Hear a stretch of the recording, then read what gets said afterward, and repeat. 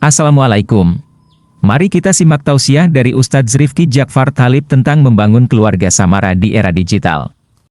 Hadirin sekalian, membangun keluarga samara di era digital. Sebenarnya era digitalnya itu tidak penting. Yang penting yang membangun keluarga samaranya itu ya, mau digital, mau mental, mau apa lagi, Digitek, mau merek film, merek TV zaman dulu, Digitek, inget gak? Itu tidak penting karena di era seperti apapun, maka membentuk keluarga samara itu, maka poin-poinnya akan senantiasa sama. Dan yang pertama yang perlu kita fahami bersama adalah bahwa keluarga ini merupakan sesuatu yang diikhtiarkan. Artinya tanpa ikhtiar akan susah kita mendapatkan rumah tangga yang ideal. Tanpa ikhtiar kita akan susah untuk mendapatkan rumah tangga yang dibilang samara, sakinah, mawaddah, warahmah. Jadi rumah tangga yang betul-betul memberikan ketenangan, rumah tangga yang benar-benar menjadikan lelah kita itu terasa hilang, rumah yang senantiasa kita nantikan untuk kembali ke tempat tersebut. Itu kalau tidak ada ikhtiar, maka itu susah untuk didapatkan. Bukan berarti tidak bisa. Ada orang yang nampaknya tidak pernah pengajian, nampaknya juga secara ibadah kelihatan biasa saja, tapi Allah mudahkan rumah tangganya itu baik. Itu ada, bukan tidak ada, ada. Tapi kemudian secara keumuman, orang-orang yang mendapatkan rumah tangganya itu baik, sakinah, mawaddah, warahmah, itu adalah orang yang betul-betul berikhtiar.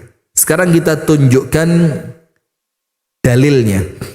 Apa dalil bahwa rumah tangga yang baik itu perlu diikhtiarkan? Ada effort, ada usaha yang harus kita lakukan. Ini ayat yang senantiasa dibaca, yaitu pada surah Ar-Rum di ayat yang ke-20. 20 berapa? 21. Ini kalau Anda dapat undangan pernikahan, terserah mau yang pertama, kedua, ketiga, atau yang keempat, itu mesti dari tukang sablonnya ada itu. Apa ayatnya? Wa min, Masya Allah, apal semua ya. Wa min ayatihi an khalaqalakum min anfusikum azwaja litaskunu ilaiha wa ja'ala bainakum mawaddatan wa rahmah inna fi dzalika laayatil liqaumin yatafakkarun. Yang artinya adalah, dan di antara tanda yang menunjukkan kekuasaan Allah. Artinya ini bukan seluruhnya dari tanda, tapi ini merupakan salah satu di antara tanda yang menjadikan kita itu memahami tentang kebesaran Allah. Wa min ayatihi an khalaqalakum min anfusikum azwaja, yaitu Allah ciptakan pasangan yang akan menjadi pendamping hidup kita. Nah, sehingga pernikahan itu merupakan ayat yang jarang di antara kita itu membaca pernikahan sebagai ayat yang kemudian kita pelajari. Kita menganggap pernikahan itu ya normalnya manusia lah ya, laki butuh perempuan, perempuan butuh suami, kemudian mereka pengen punya anak, mereka butuh keberlangsungan hidup. Itu dianggap sesuatu yang biasa saja. Padahal Allah menjadikan pernikahan ini bukan sesuatu yang biasa. Allah menjadikan pernikahan ini sesuatu yang luar biasa, sehingga Allah Ta'ala menjadikan pernikahan itu ayat. Sekarang kita lihat apa yang Allah minta kepada kita ketika kita melihat ayat Allah. Allah Ta'ala menyebutkan di dalam Al-Quran, liyadabbaru ayatihi. Allah meminta kepada kita setiap muncul ayat, ayat itu bisa kauniyah, bisa ayat Qur'aniyah. Apa yang Allah minta? Liyadabbaru, untuk mentadabbur. Tadabbur itu apa? Menggali, membaca, memahami, kemudian mengeluarkan sebuah kesimpulan, itulah namanya tadabbur.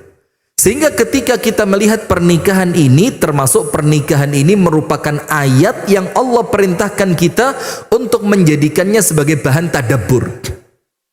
Apa yang Allah ciptakan? Wa min ayatihi an khalaqa lakum. Sekarang diperhatikan, ada kata khalaqa. Allah menciptakan. Min anfusikum azwajat. Allah ciptakan untuk kalian dari jenis kalian sendiri, yaitu pasangan kalian. Laki, Allah ciptakan berpasangan dengan perempuan, perempuan berpasangan dengan laki-laki. Nah, sekarang kita lihat kalimat khalaqa itu di dalam Al-Quran bermakna tidak ada campur tangan manusia sedikit pun. Itu murni adalah perbuatan dari Allah Subhanahu wa taala. Maka kalau antum buka kitab Al-Usul Ats-Tsalatsah, itu salah satu di antara sifat yang harus kita ketahui tentang Allah. Allah itu apa? Khaliq. Allah itu pencipta. Itu sifat wajibnya zat yang diibadai. Nah, maka ketika Allah katakan an khalaqalakum min anfusikum azwaja, kalimat khalaqa ini kalau kita pelajari secara makna kata, itu adalah penciptaan yang murni dilakukan oleh Allah tanpa campur tangan dari manusia. Seperti apa? Khalaqal laila, menciptakan malam, menciptakan matahari, menciptakan bulan, menciptakan bumi dan seterusnya. Tanpa campur tangan manusia Allah ciptakan. Tapi lihat, ketika berpindah dari menciptakan pasangan menuju menjadikan kalian sakinah, mawaddah, warahmah, Allah tidak pakai kata khalaqa tapi ja'ala. Wa ja'ala bainakum mawaddatau warahmah. Dari kata khalaqa pindah ke ja'ala. Allah jadikan di dalam rumah tangga itu ada yang namanya mawaddah warahmah. Nah, sekarang kata ja'ala itu apa? Allah memberikan fasilitasnya, kita yang kemudian memanfaatkan fasilitas itu. Artinya kalau fasilitas ini tidak kita pakai, maka kita tidak akan dapat apa yang Allah janjikan. Itu ketika berbicara wa ja'ala bainakum mawaddatau warahmah. Artinya jamaah, poin yang pertama yang kita harus masukkan ke dalam fikiran kita, rumah tangga yang sakinah, mawaddah, warahmah, itu hasil ikhtiar. Kalau tidak diikhtiarkan, kita nggak akan dapat itu. Nah, sekarang kemudian bagaimana mendapatkan rumah tangga yang baik itu? Ini nampaknya bukan perkara baru buat antum semua. Ini nampaknya tausiah semacam ini tausiah yang terulang dan tidak baru. Tapi jangan khawatir, justru kalau baru itu aneh. Kalau baru malah aneh. Karena apa? Islam itu dari awal turunnya sampai wafatnya Nabi Muhammad sampai kiamat itu tidak akan berubah. Qurannya tetap, hadisnya juga tetap. Maka kalau pelajaran-pelajaran itu terulang, ya itu malah betul. Itu benar itu. Karena artinya seorang penceramah tidak mendatangkan sesuatu yang baru. Malah kalau ada sesuatu yang baru, wih, keren ini. Ini baru ini. Malah kita merasa aneh. Loh, kok baru? Dapatnya dari mana? Padahal Qur'annya tetap, hadisnya tetap, kok kamu mendatangkan yang baru? Itulah kemudian muncul dalam Islam sesuatu yang baru terkesan aib, sesuatu yang baru itu terkesan tidak baik. Itu dengan kata-kata apa?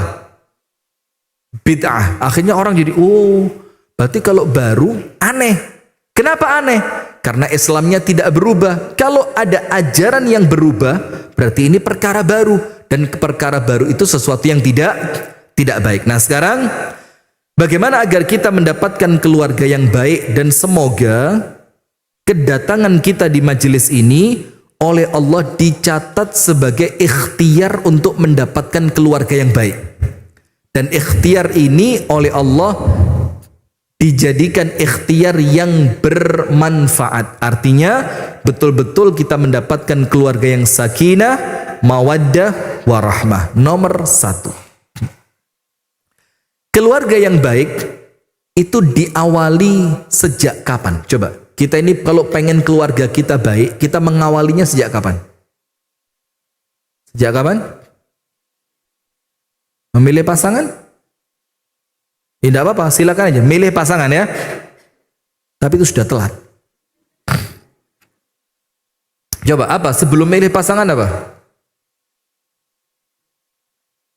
Berdoa? Oh, itu terakhir. Coba, susah ya. Ada yang bilang telat, ada yang bilang terakhir. Pertama, niat. Iya, semua mesti gitu. Setelah dia tahu baru, oh lah. Nggak usah sok ngomong, oh Anda dari tadi nggak ngomong kok, ya. Nah, sudah nomor 1 apa? Niat. Dan ini pelajaran untuk kita, pelajaran ya mungkin PAUD. Innamal a'malu, apal semua kan? Semua amalan tergantung dari mana? Niatannya. Dan sampai situ nggak keren. Kerennya berikutnya. Wa innama likulli mri'in manawa. Setiap orang hanya akan Allah beri dari amalan yang dia lakukan sesuai dengan apa yang dia niatkan.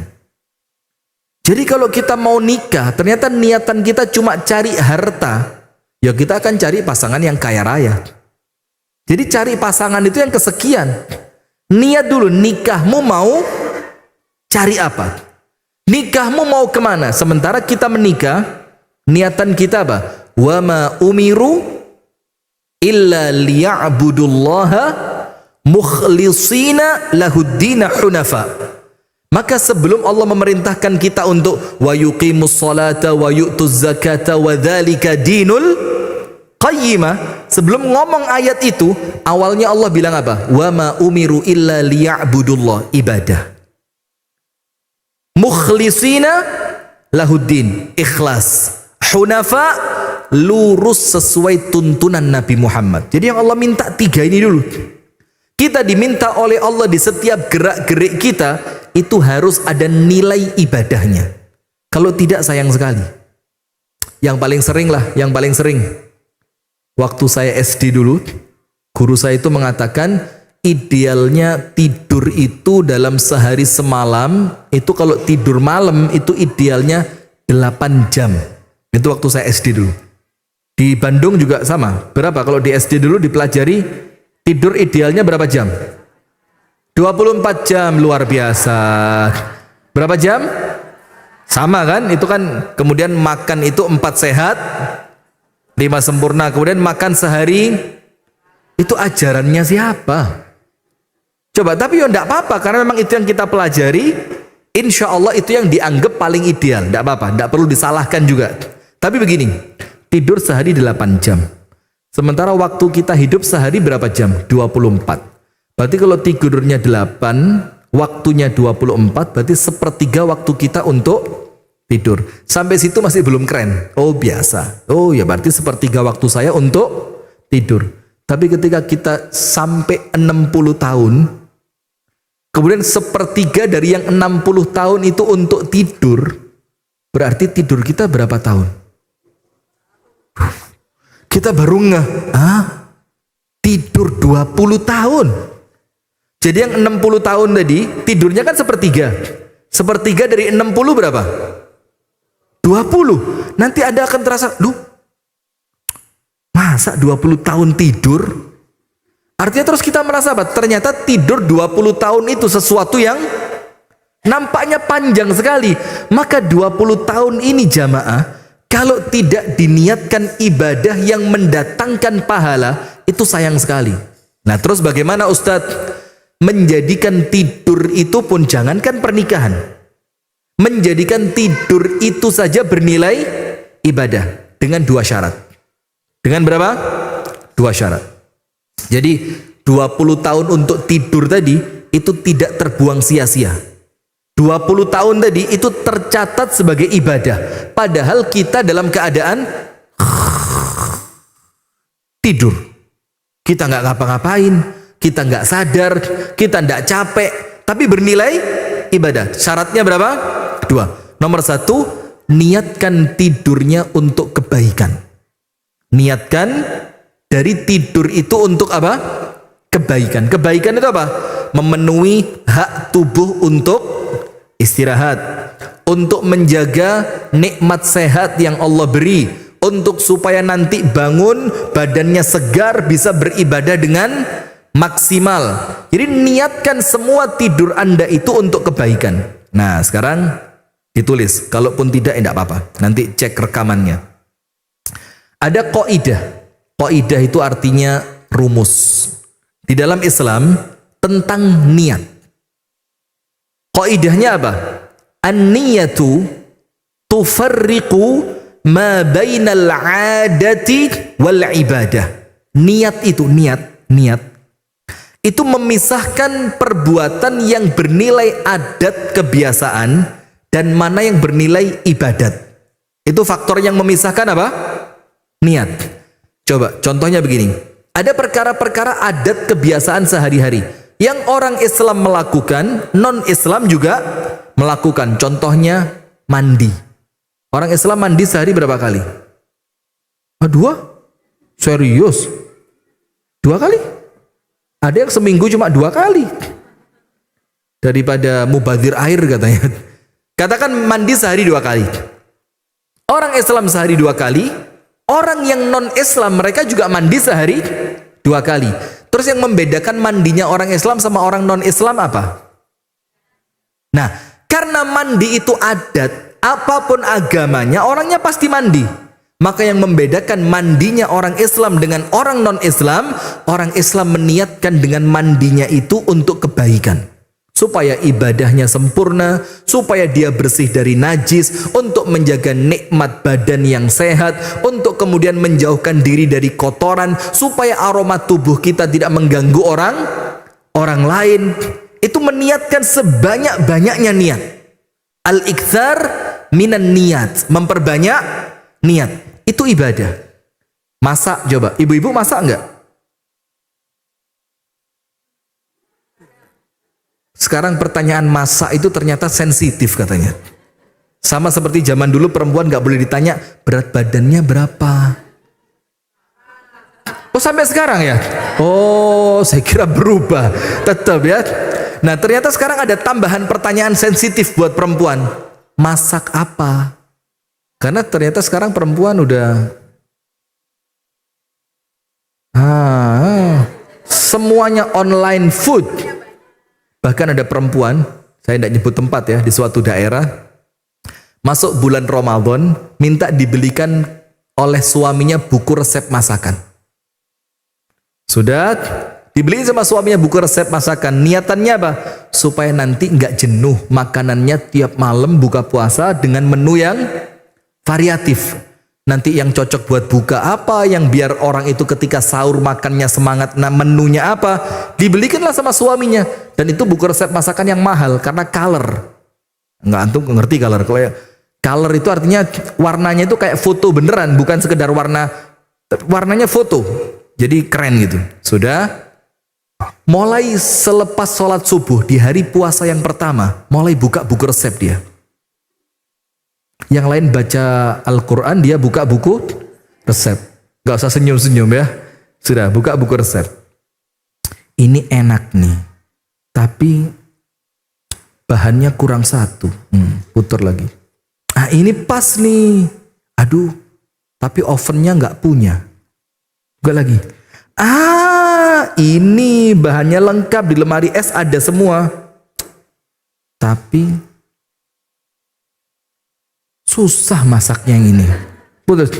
Sampai zuhur, sampai asar, sampai menjelang azan maghrib. Ternyata makanan buka puasa yang datang online food.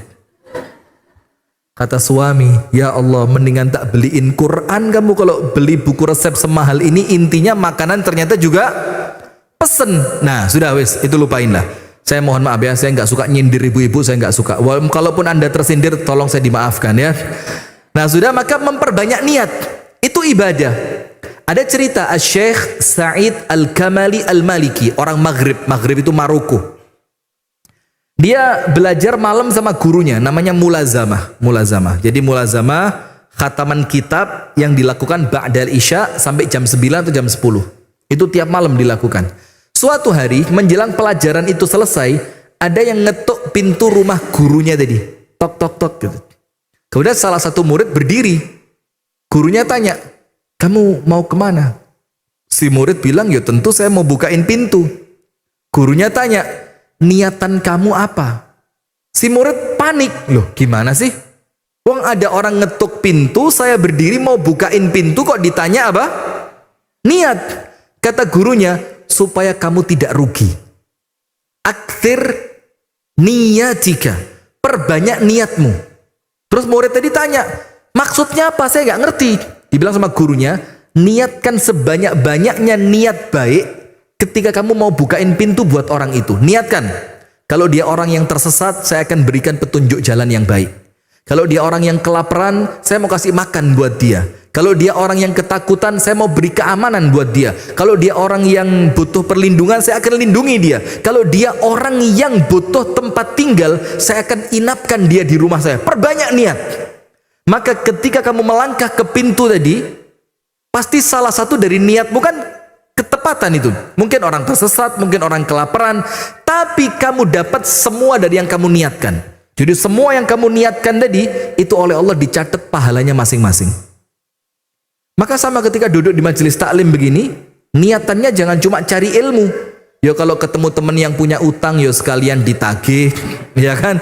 Kalau ketemu teman yang bawa jilbab bagus, ya sekalian ditanya belinya di mana. Kalau ada yang bawa dagangan, ya sekalian diniatkan apa? Nyenengin hati orang yang dagangannya di kredit. Dagangannya dibeli. Nah, maka memperbanyak niat, termasuk tidur tadi. Juga masak sama. Perempuan manapun, apapun agamanya, itu normalnya masak. Tapi perempuan muslimah dengan perempuan yang non-Islam, itu yang membedakan mereka ketika memasak. Yang muslimah punya niat, diniatkan kebaikan agar masaknya itu bernilai ibadah. Itu syarat pertama. Syarat kedua, bagaimana tidur ini bisa bernilai ibadah? Lakukan sesuai yang Nabi ajarkan. Disinilah pentingnya ilmu. Di sini pentingnya apa? Ilmu. Kalau tidak punya ilmu, orang itu meraba-raba. Meraba-raba itu apa ya? Mengira-ngira. Kira-kira tidurnya Nabi seperti apa? Kalau benar, alhamdulillah. Kalau salah, tidak dapat apa-apa dia. Maka seperti contohnya, Nabi sebelum tidur ngapain? Turu. Ya apa sebelum tidur turu itu loh? Oh wudhu, ya Allah. Anda gak usah sensitif lah, santai aja ya. Sebelum tidur wudhu, bolehlah. Kemudian membaca status WhatsApp temen. Baca bismillah, terus baca wiridnya. Salah satu wiridnya Nabi sebelum tidur itu Al-Mulk, As-Sajdah, itu dibaca. Kemudian Nabi membaca apa? Al-Mu'awwidhatan. Qul a'udzu birabbil falaq dan qul a'udzu birabbin nas. Terkadang ditambahi qulhu, kemudian diusapkan ke seluruh tubuh. Kemudian Nabi tidurnya berbaring ke arah mana? Nah, ini kalau suami istri yang repot ini. Istri miring kanan, suami miring. Ini kok tidur kayak gini ya, nggak ada romantis. Nah, kalau suami istri apa? Ayo, ya apa kalau suami istri?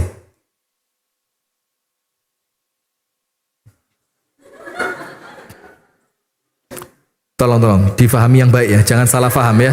Sudah wes, intinya Rasulullah menghadap tidur ke lambung sebelah kanan, terus meletakkan telapak tangan kanan di bawah pipi sebelah kanan. Itu di awal.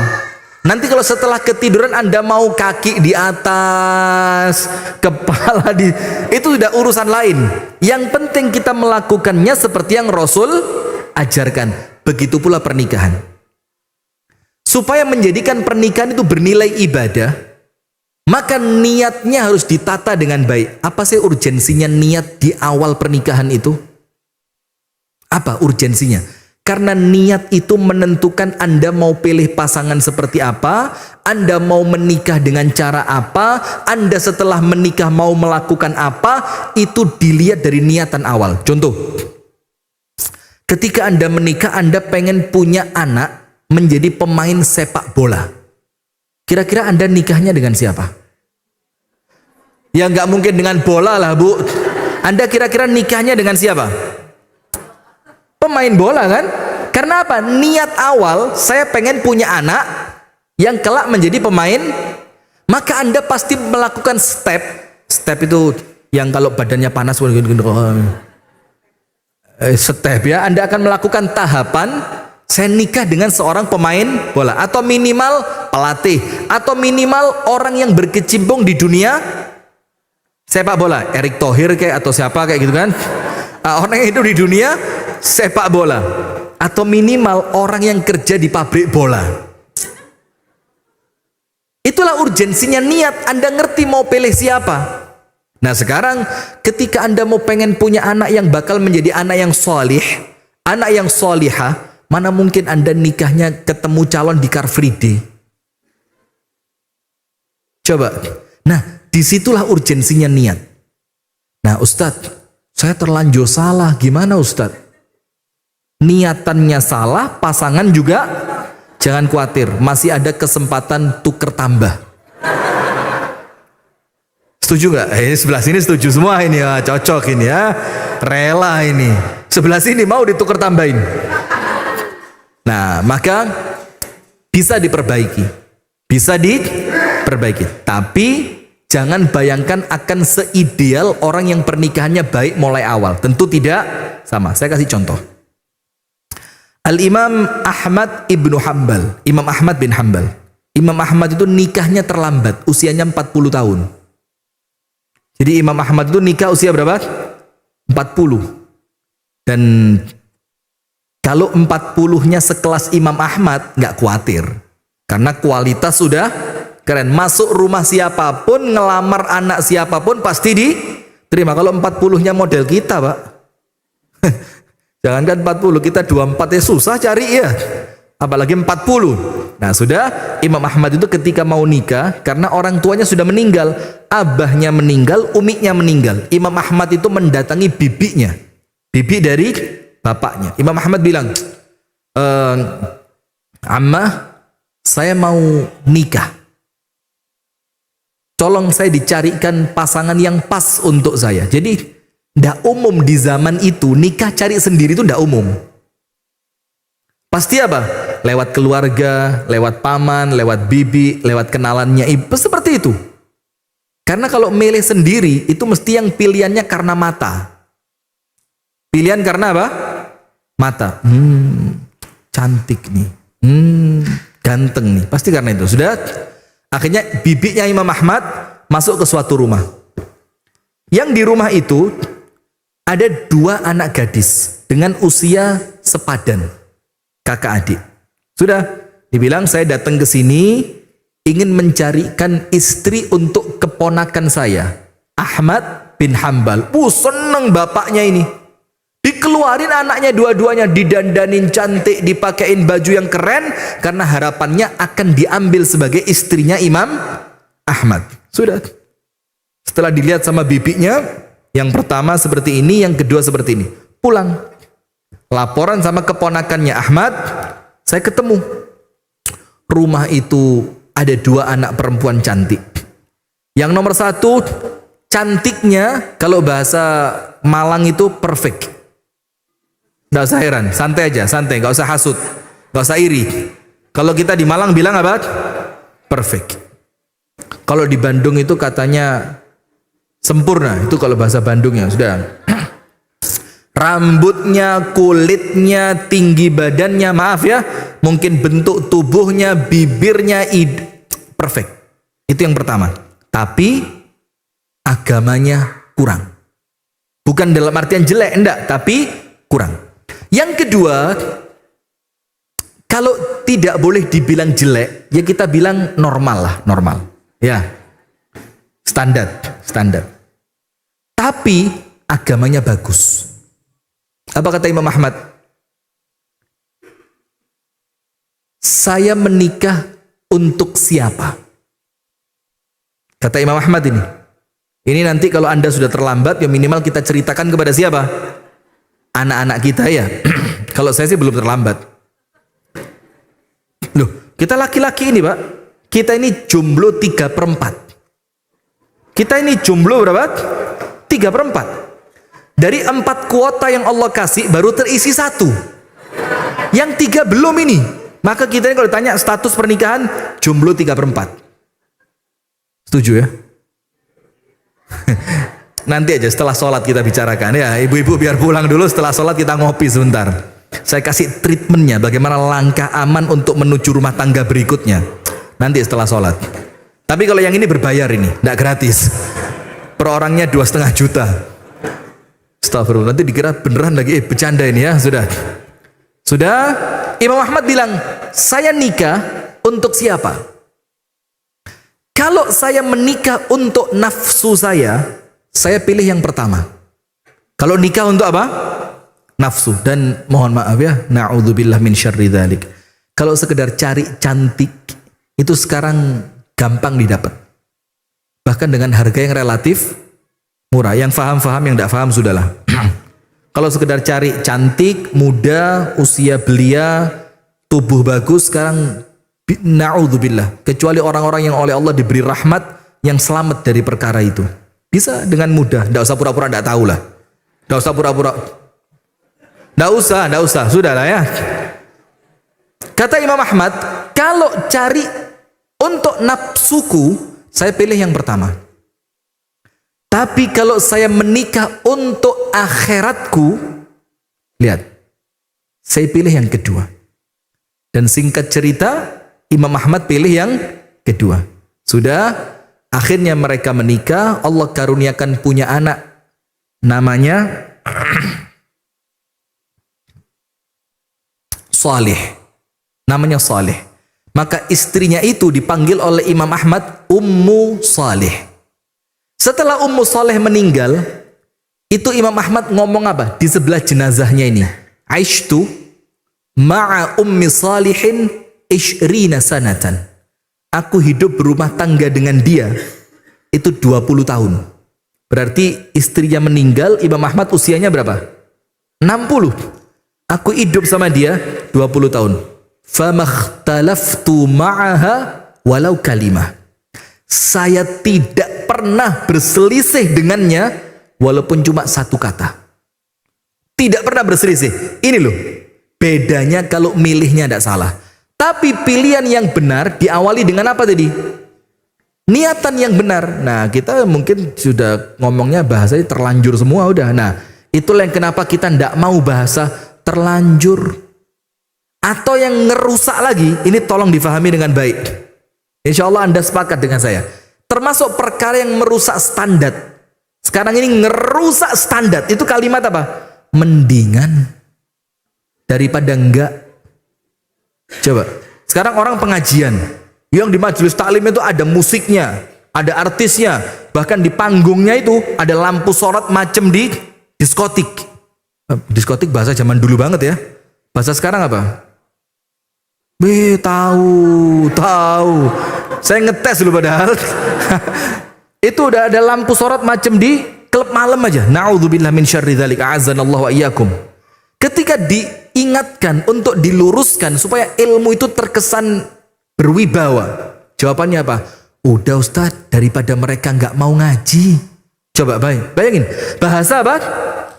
Daripada nggak mau ngaji, mendingan daripada enggak. Ini ngerusak standar. Sampai sekarang ini standar kita rusak sudah. Coba sekarang Anda jawab bareng-bareng ya, yang ini yang kompak.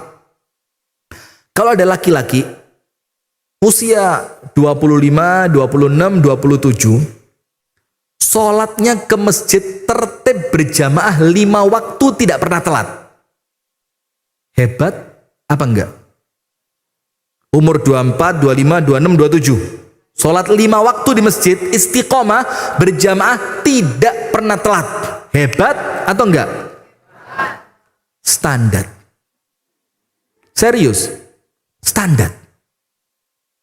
Di zaman Nabi bahkan dikatakan kalau ada laki-laki ninggal sholat jamaah, itu kami pastikan munafik 100%. Tapi karena standarnya mulai rusak, Sehingga kalau kita ngelihat sesuatu yang baiknya itu sebenarnya standar saja, itu kita sampai ngomong apa? Malaikat ini. Luar biasa nih. Ini kalau ndak Israel ya malaikat maut ini. Sampai saking rusaknya standar kita. Sehingga melihat sesuatu yang biasa, kita lihat sekarang terkesan apa? Luar biasa. Nah, sama seperti tadi, kalimat mending daripada tidak. Daripada enggak, mendinganlah biarin. Sampai akhirnya sekarang apa? Standar majelis taklim itu rusak semua. Ustadz kalau nggak lucu dibilang nggak keren sekarang. Sampai akhirnya para ustadz sekarang belajar ngelucu. Ya gara-gara standarnya mulai rusak tadi. Kalau saya nggak pakai belajar, naluri memang dari sononya sudah seperti ini. Nah sudah, maka yang pertama jamaah perhatikan niat. Untuk menjadikan rumah tangga kita baik, niatkan menikah untuk menjalankan perintah Allah dan menjalankan sunnah Rasulullah Sallallahu Alaihi Wasallam. Karena apa? Kita punya syiar. Syiarnya orang yang beriman apa?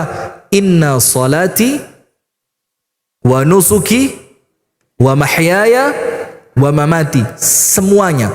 Mulai melek mata, sampai nanti malam mata merem lagi.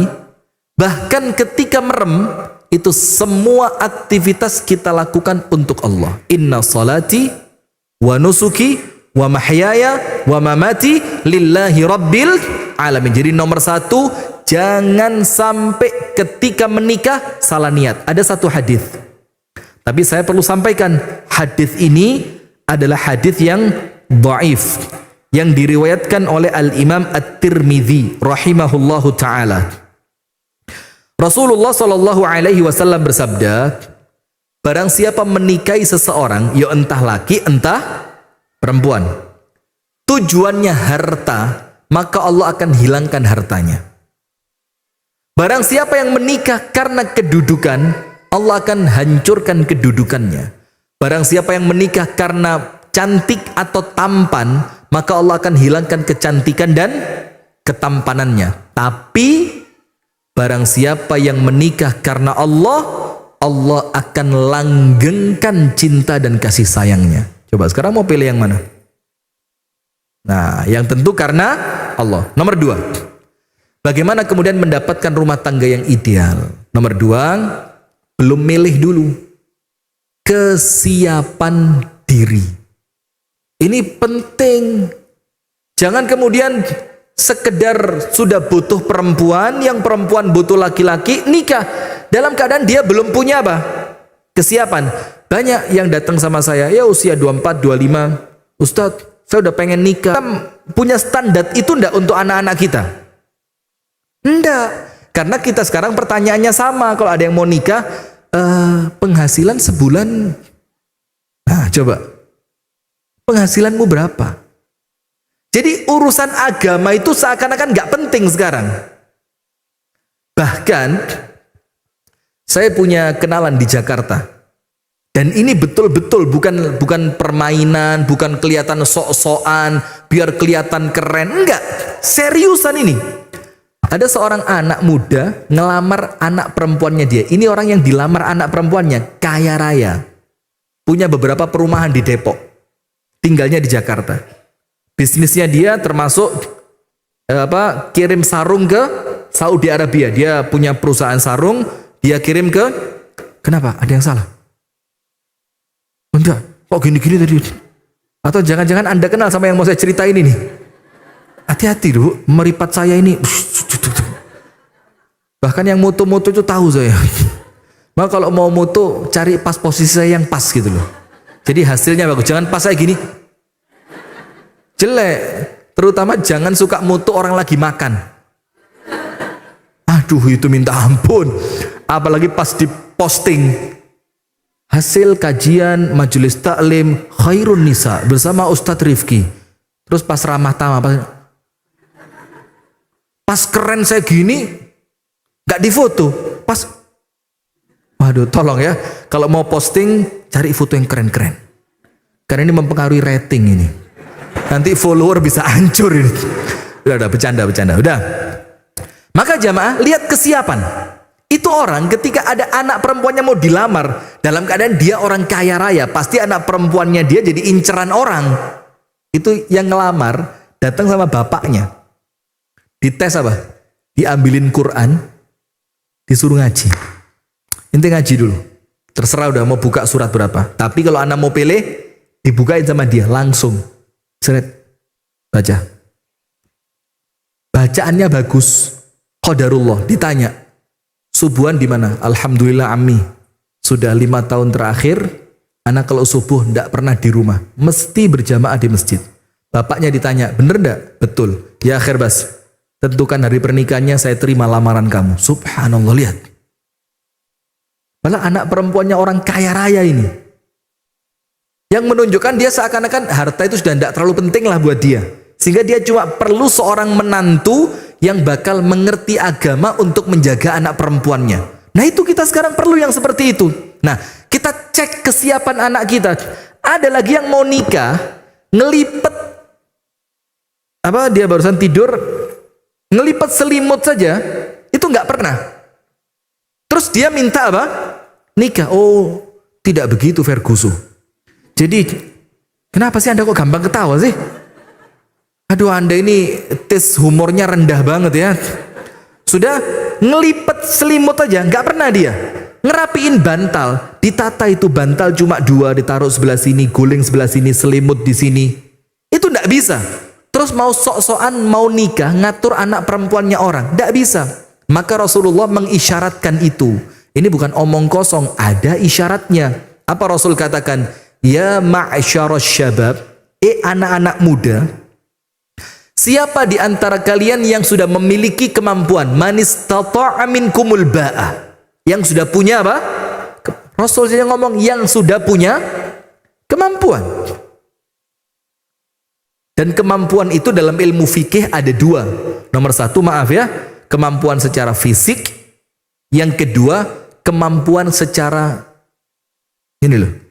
Bil fulus kullu syai'in mulus. Kemampuan finansial. Man istata'a minkumul ba'a falyatazawwaj. Hendaknya dia segera menikah. Tapi ingat, tidak berhenti sampai situ hadisnya. Ada lanjutannya.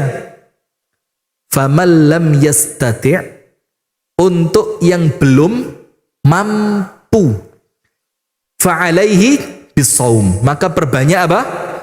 Puasa. Jadi Rasul tidak maksain. Kalau belum mampu, tidak seperti ustadz-ustadz zaman sekarang. Jangan khawatir, Allah maha kaya. Lo ngawur. Kalau Allah maha kaya, anak PAUD ngerti. Tapi kekayaannya Allah dikasih buat kita apa enggak, itu yang perlu dipikir. Kalau Allah maha kaya, kita tahu. Tapi kekayaan itu kita dapatkan apa tidak, itu yang perlu difikirkan. Jangan sampai zalim kepada anak perempuannya orang. Mau dikasih makan apa anaknya orang ini? Memang betul ayatnya mengatakan iyakunu fuqara yughnihimullahu min fadlih. Kalau mereka miskin, Allah akan beri karunia Allah untuk mereka. Tapi artinya apa? Orang yang ikhtiar mau kerja, bukan modal nekat ngelamar anaknya orang. Nah, maka Rasul isyaratkan dalam hadis ini suruh ngecek kesiapan. Nah, kesiapan di sini tanggung jawabnya orang tua. Di keluarga kami, perempuan itu tanggung jawab ibunya untuk ngajarin, maaf ya, ngajarin malam pertama. Itu ibunya. Nanti kalau suamimu datang begini, kalau suamimu seperti ini begini, masak begini, nanti nyambut suami seperti ini, ngelipet baju di lemari seperti ini, suami, itu diajarin perempuan. Yang laki-laki, itu tanggung jawabnya bapak untuk kemudian mengerti bagaimana cara kerja yang baik. Bukan diajari ngalem. Ngalem apa ya? Faham ngalem ya? Aduh susah.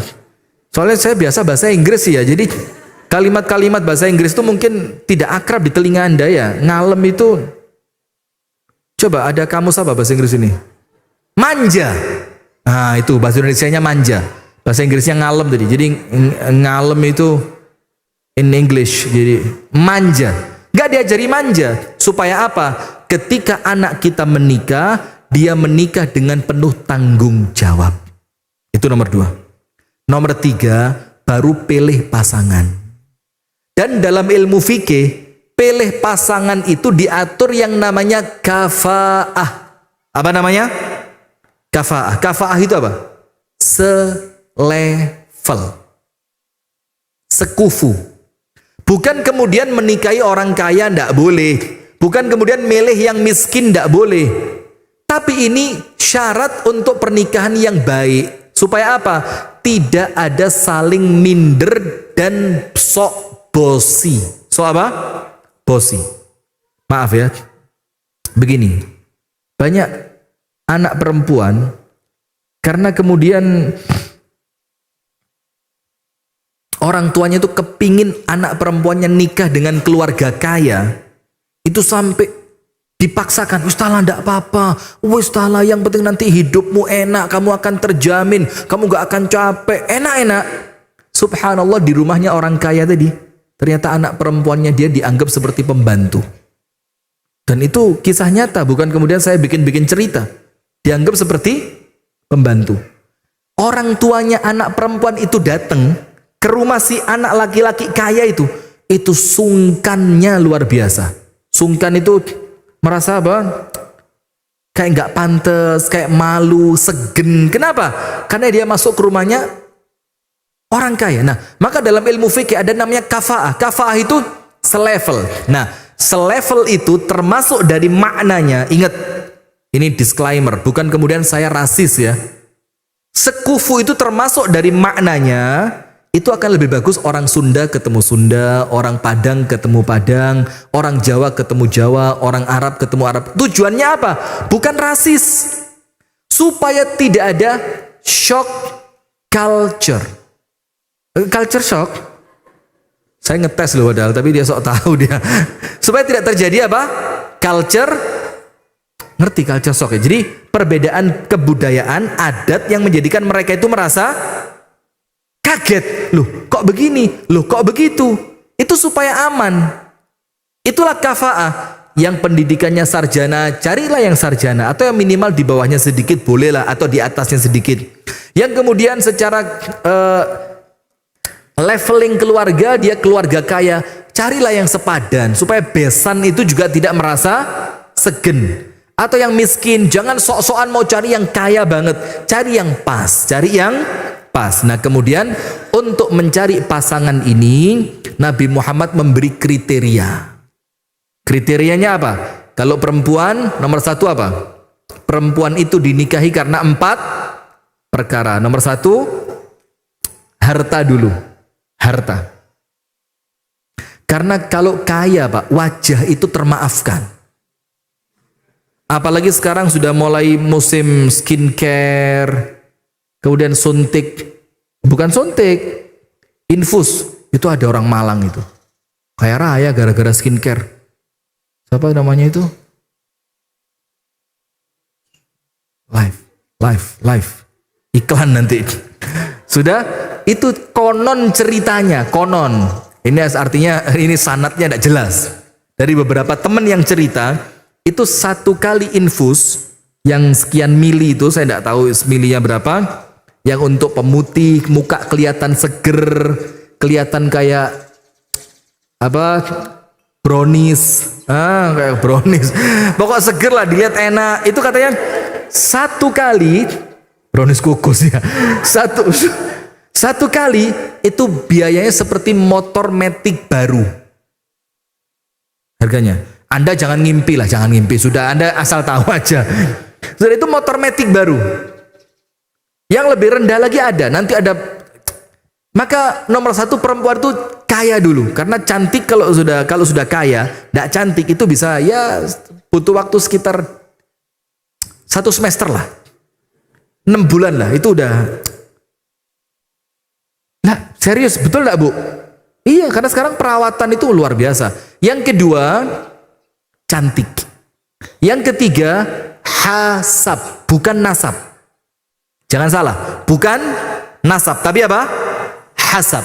Bedanya hasab dengan nasab apa? Apa? Kalau nasab keturunan, kalau hasab cocok, kecondongan keluarga. Jadi itu namanya hasab. Hasab itu begini, orang Padang hasabnya apa? Pedagang. Ya, itu namanya hasab. Ada satu keluarga yang di keluarga ini kental penghafal Quran. Itu namanya hasabnya keluarga ini, keluarga penghafal Quran. Ada satu keluarga, hasabnya keluarga itu atlet. Maka ada yang jadi pemain bola, ada yang jadi pemain voli, ada yang jadi ini itu. Hasab, itu hasab. Karena apa? Al-irq dasas. Darah itu tidak bisa dibohongin. Maka lihat deh anak kecil. Ada kelihatan anak kecil nakal banget. Itu ditanya, kamu anaknya siapa? Siapa kira-kira? Yang pas siapa? Coba yang pas siapa kira-kira? Disebut satu nama. Duh, kok susah ya nyebut nama ini ya. Maka itulah kendalanya kalau ceramah live itu begini kendalanya. Nggak ada tit gitu, nggak ada. Coba ini record nanti ada proses editing itu enak. Kita ngomong Jokowi itu ada tit, ada gitu. Tapi sekarang kan nggak ada titnya karena live itu. Kamu anaknya siapa? Disebut anaknya Samsul misalkan. Terus orang yang kenal sama Samsul biasanya bilang apa? Oh, pantes. Wong anaknya Samsul, bapaknya percis kayak ini. Dia apa enggak? Itu namanya hasab. Maka perempuan itu dinikahi karena kaya, cantik, hasab. Yang terakhir apa? Agama. Dan perhatikan teks hadisnya. Rasulullah mengatakan, fadhfar bidzatid din taribat yadak. Kalimat fadhfar itu artinya apa? Menangkan. Perempuan yang mengerti agama, maka tanganmu akan selamat. Dalam artian kamu akan bahagia. Kenapa? Kalimatnya bukan pilihlah, tapi menangkan. Karena perempuan yang ngerti agama itu ibarat sedang kompetisi. Itu perempuannya yang ngerti agama cuma sedikit, yang sedang mencari banyak. Maka yang mendapatkannya itulah pemenangnya. Maka Rasul bilang apa? Fadhfar. Seakan-akan ini kompetisi. Dapetin perempuan yang baik. Kalau kamu dapat, kamulah juaranya. Gitu loh. Nah sekarang pertanyaan. Kaya, cantik, hasab, agama. Yang paling penting mana? Nggak usah basa-basi lah. Ya boleh lah ya kan pas pengajian ya kan. Yang paling penting yang mana? Normalnya manusia kalau ngerti prioritas yang paling penting itu ditaruh yang nomor satu. Pertanyaannya, pertinyiinnya. Kenapa ini paling penting ditaruh nomor 4?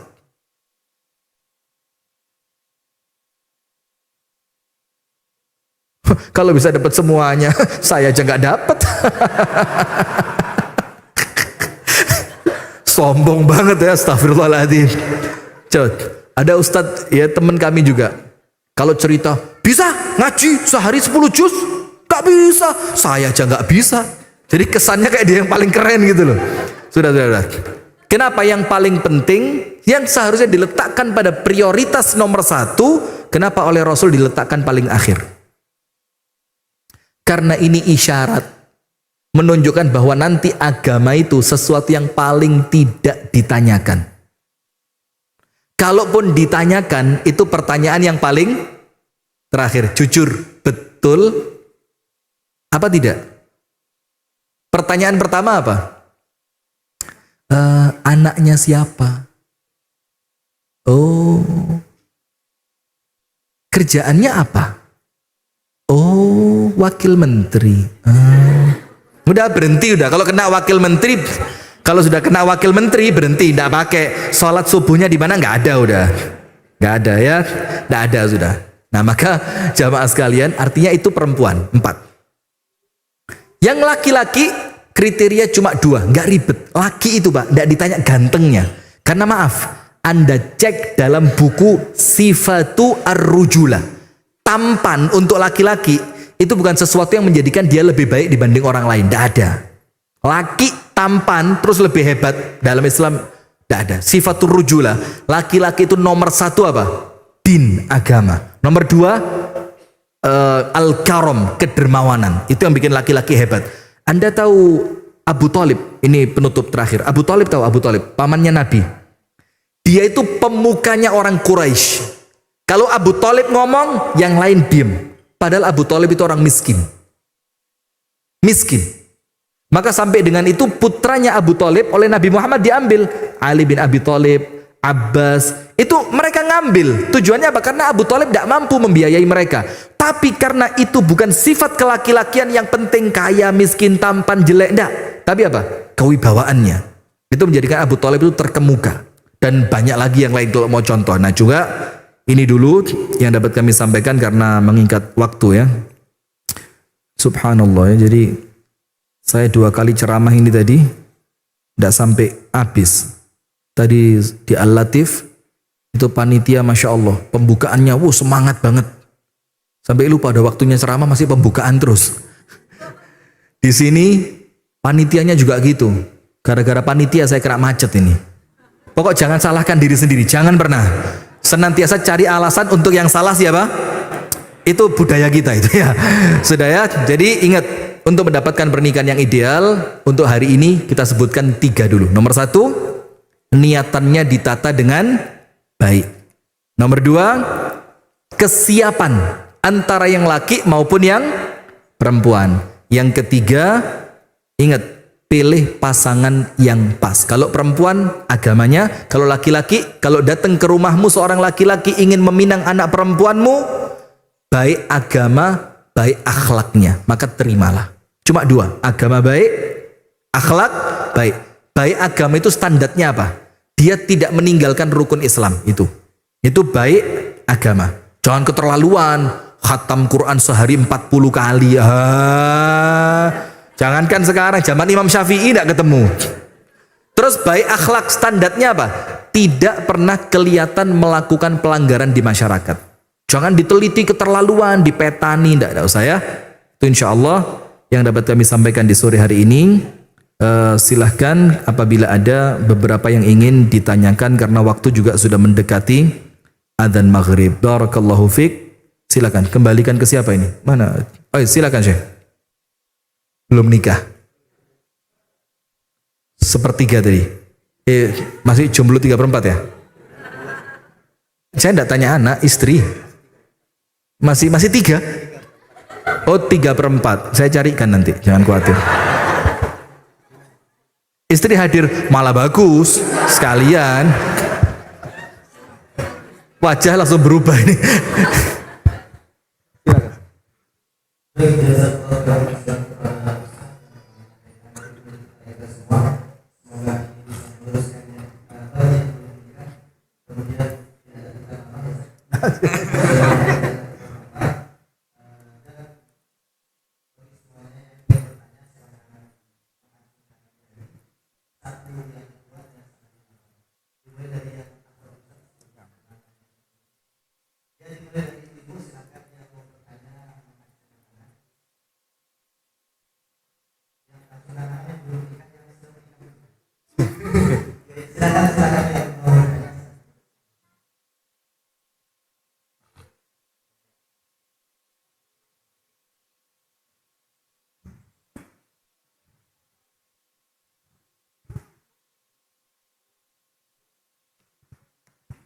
Bismillah, sebelumnya izin bertanya Ustaz.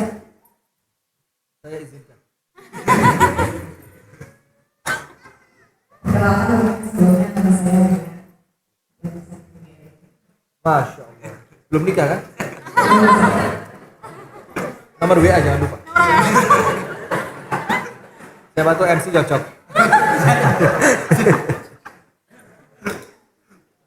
Ini mungkin Ustaz, di Indonesia sekarang ini apalagi di 3 tahun ke belakang angka pernikahan mengalami penurunan. Dan mungkin yang sedang viral di media sosial ada istilah marriage atau pernikahan itu menakutkan. Baik karena pengalaman pribadi maupun karena terhadap kehidupan dianggap itu pernikahan karena Nah, pertanyaan yang ingin saya tanyakan, bagaimana kita sebagai anak muda tidak memandang suasana pernikahan sebagai marriage itu atau pernah menakutkan? Mungkin itu bisa. Jazakallah khair Ukhti Mia ya atas pertanyaannya. Dan memang ini silakan dibuka. Marriage is scary. Sudah ada materinya ini, jangan khawatir. Sudah, Karena kita ini mesti temanya update. Married is scary. Kemudian tanda tanya. Benarkah menikah itu menakutkan? Silakan cek di channel YouTube Sayap Dakwah TV. Durasi 1 jam 18 menit. Lengkap mulai awal sampai akhir, mulai alif sampai iya, mulai A sampai Z ya. Tidak usah saya ulang di sini ya. Nanti cek di sini. Ini tanggal pengajian tanggal sebulan yang lalu. Acara The Show Sayap Dakwah TV bersama Ustadz Rifki Ja'far Thalib, menikah itu menakutkan. Marriage is scary. Ya. Diulang, jawab aja. Ya udah ya, untuk memberikan sedikit apresiasi atas pertanyaannya lah ya. Begini, marriage is scary, itu ingat bukan pernikahan yang scary, tapi orangnya. Tapi siapa? Orangnya. Kalau dibilang marriage is scary, pernikahan itu begitu menakutkan, ternyata nggak semuanya kok. Ada orang menikah yang rumah tangganya Masya Allah. Ada orang yang menikah rumah tangganya begitu membahagiakan. Ada orang yang menikah setelah pernikahan hidupnya semakin berwarna. Dalam artian semakin berwarna itu semakin penuh keceriaan.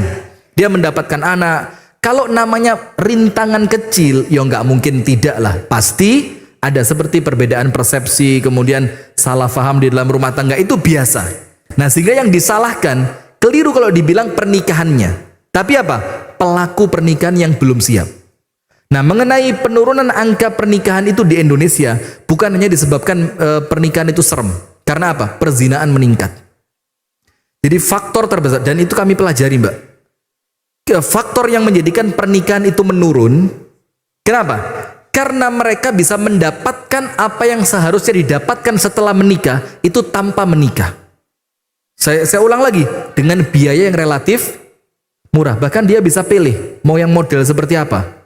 Mau yang model seperti tembok, atau yang seperti karpet masjid, atau yang seperti kubah, atau yang seperti kentongan, atau yang seperti beduk, itu tinggal pilih.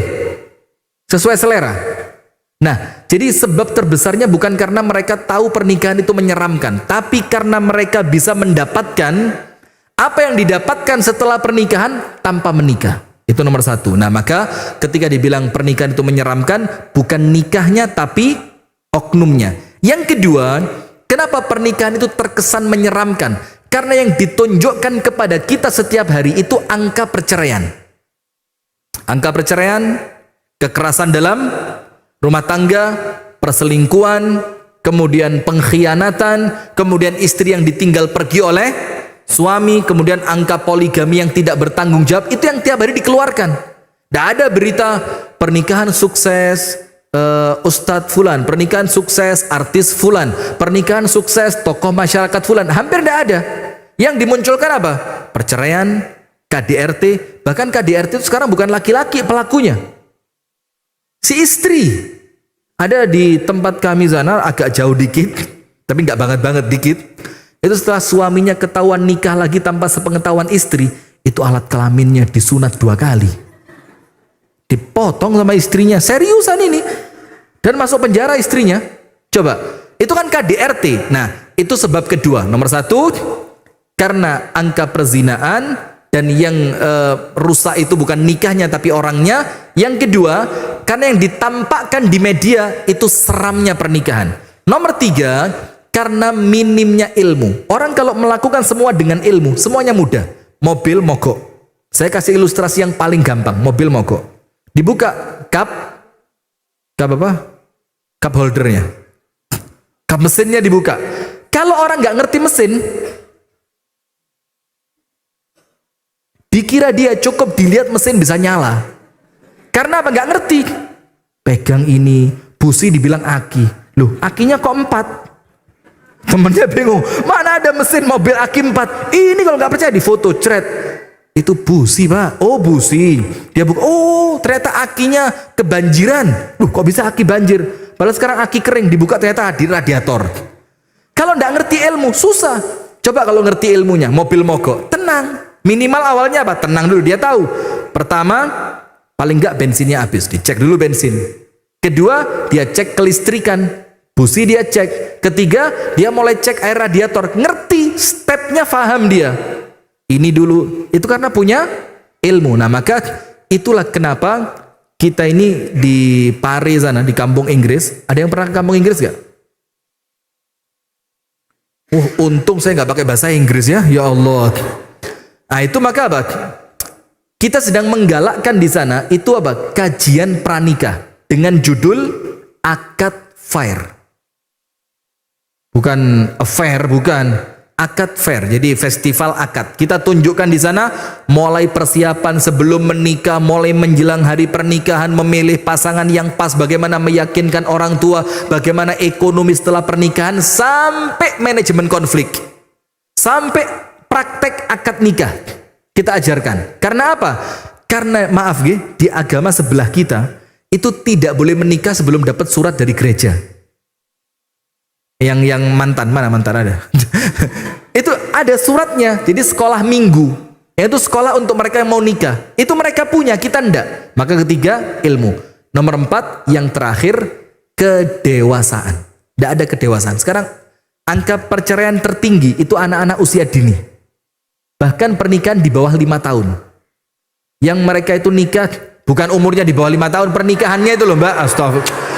Ya Allah, yang mosok gini aja dijelasin. Tolong ya, tolong yang, aduh saya ini udah berusaha serius, Anda gangguin saya. Bukan kemudian balita menikah, bukan. Maksudnya usia pernikahan di bawah, itu yang paling banyak. Karena apa? Tidak adanya kedewasaan.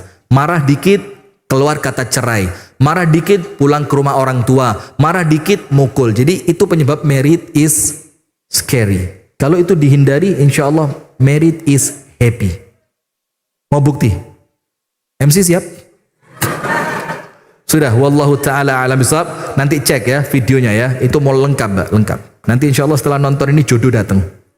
Amin ya rabbal alamin. Baik, silakan Syekh.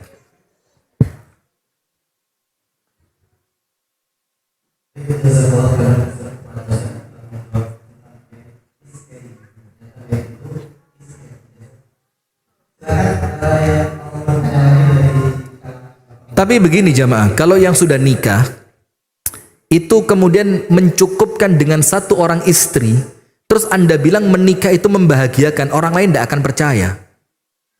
Loh, bahagia kok cuma orang makan, oh enak, cocok, lauknya pas, apa yang dia lakukan? Terus kalau antum sudah nikah, terus antum ngomong ke yang lain, ayo cepet nikah, nikah itu enak. Terus yang diajak ngomong, antum ini seneng apa ingin menjerumuskan saya pada trauma yang antum rasakan? Nah, maka yang sudah nikah ini harus tanggung jawab lah. Buktikan bahwa nikah itu betul-betul happy. Balik sini, ngapain itu?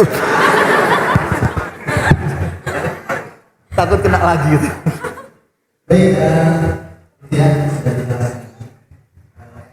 Rasakan. Yang dari bapak-bapak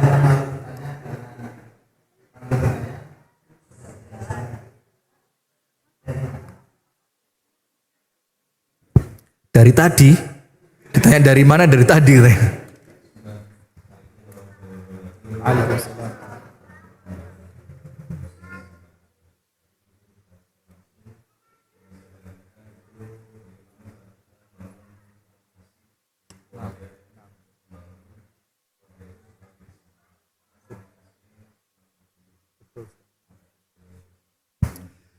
Waalaikumsalam warahmatullahi. Ini pertanyaan bagus sekali. Jadi memang di dalam rumah tangga salah satu faktor yang paling dominan itu komunikasi.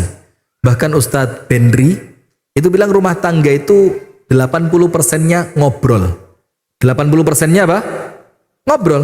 Ngobrol, suka bagaimana, nggak suka apa, pengen apa, ingin seperti apa, itu ngobrol aja. Nah, sekarang pertanyaannya bagus, bukan masalah ngobrolnya, kita yakin komunikasi itu penting, tapi terkadang mengawali membangun komunikasi itu yang susah.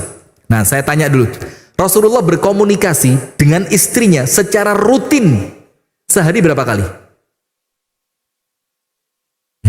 Ya pantas married is scary, lah itu aja nggak ngerti. Coba berapa kali? 2 kali. Nomor 1 ba'da subuh. Nomor 2 menjelang maghrib. Jadi Rasulullah itu sepulang subuh itu keliling ke rumah istrinya. Istri yang pertama kali didatengin itu istri yang jatah malamnya kemarin paling terakhir. Itu yang datengin dulu. Nanti saya jelasin pelan-pelan. Datang. Rasulullah ngobrol, bagaimana kabarnya, ada yang perlu dibelikan di luar apa tidak, bagaimana keadaan rumah, seperti apa, sakit, sehat, segala macam.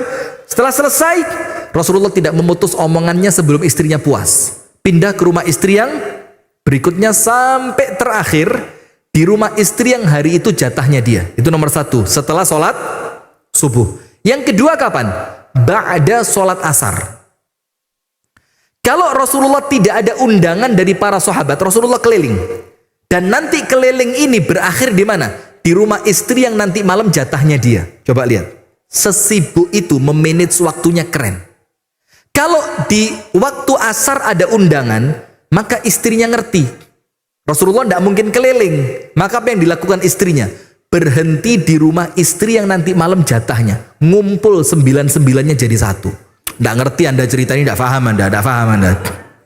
Terus nanti mereka kumpul jadi satu, Rasulullah baru ngobrol sama mereka. Bagaimana Sofia, ada cerita apa? Coba Hafsah bagaimana? Coba Ummu Salamah, ditanya satu-satu. Setelah mereka semuanya cerita selesai, adzan maghrib mereka pulang, Rasulullah berhenti di rumah istri yang nanti malam jatahnya. Ketambahan satu, untuk istri yang jatah malamnya di rumah itu, ditambahi 2 kali. Sebelum tidur, dan setelah tahajud. Coba lihat bagaimana Rasulullah membangun komunikasi. Sepenting itu. Nah sekarang bagaimana memulainya? Nomor 1, tidak bisa akan ada komunikasi kecuali pasangan itu dewasa. Karena ada orang diajak komunikasi serius, ngeper duluan. Oh, gak mau aku, serem banget. Gak usah serius-serius banget lah. Ada apa sih, takut. Gak usah, santai aja. Ada yang diajak ngomong serius, itu perasaannya udah apa? Udah kayak mau dihakimi rasanya. Maka harus dewasa. Dewasa itu dalam artian kita ngerti prioritas waktu untuk pasangan.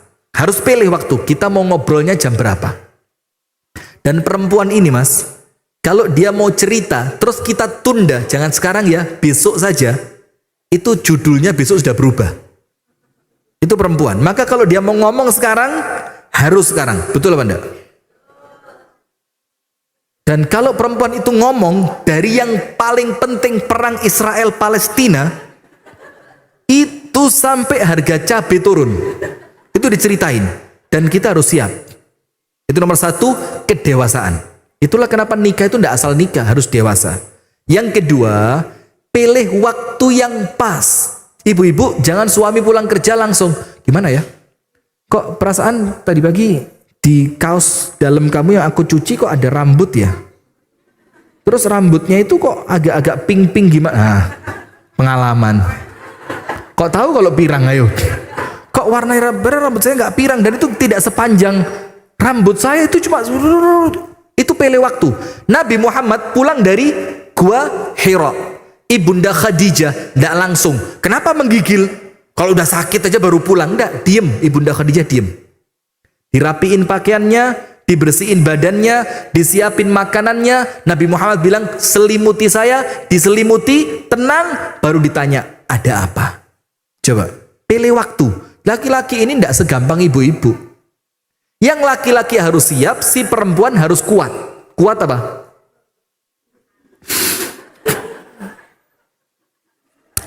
Itulah kenapa perempuan itu, maaf ya, setelah mereka menikah rata-rata badannya seperti apa? Melar. Ya karena kebanyakan nahan itu.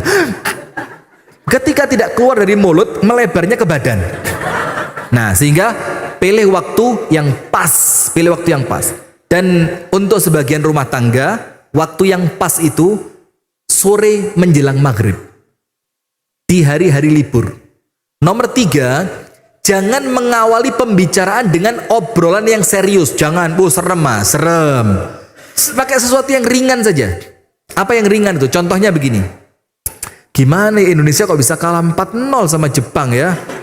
Ya misalkan, ya enggak harus itu kan. Artinya Anda punya pembicaraan ringan apa? Untuk apa? Mengawali. Sehingga suasana terbentuk yang pertama itu rileks dulu, tenang.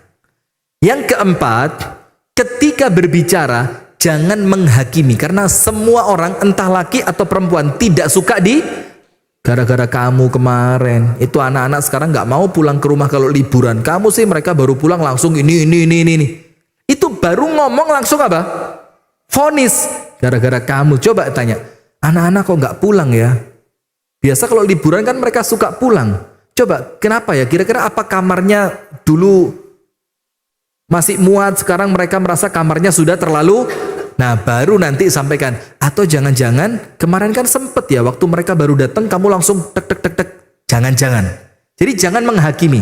Dan yang terakhir, jadikan pembicaraan itu sarana untuk mengkoreksi diri, bukan mengkoreksi pasangan.